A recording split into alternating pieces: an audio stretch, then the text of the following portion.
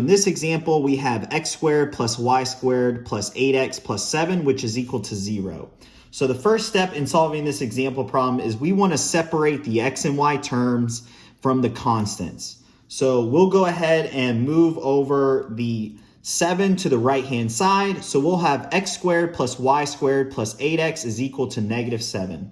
The next step is we want to complete the square for both x and y terms. This will get our example problem in the x minus h squared plus y minus k squared form.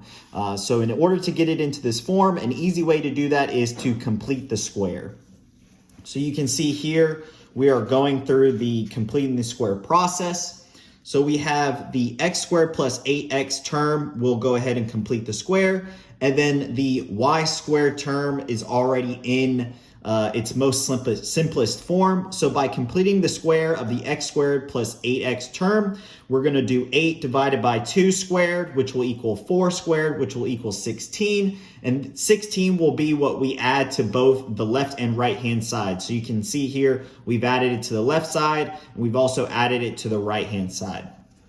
The next step is we want to factor out the x squared plus 8x plus 16 term, as well as the y squared term, so that it looks similar to our equation for a circle.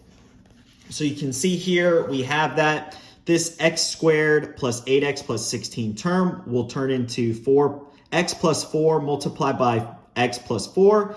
This term will simplify into x plus 4 squared. And the y squared, like I said earlier, is in its most simplest form, so we won't have to do anything there.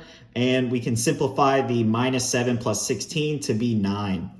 So here you can see that I've written it into the equation form that we're familiar with, which is up here.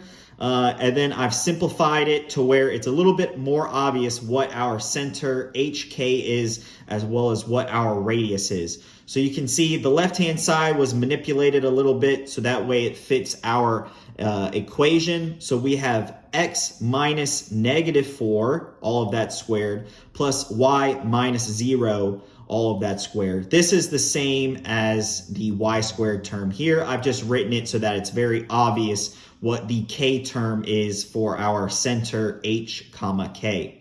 So you can see after we have it in its most simplest form, it's very easy to spot what the center and the radius is. And so we'll have a center h comma k of negative 4 comma 0 and a radius of 3.